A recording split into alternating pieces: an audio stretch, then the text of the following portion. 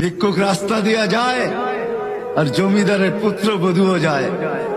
একজন সামনের থেকে আসতেছে, একজন সামনের দিকে যাইতেছে। দুইজনের ক্রসিং এর সময় ভিক্ষুকের গায়ের কাদা জমিদারের পুত্রবধূর গায়ে লেগে গেছে।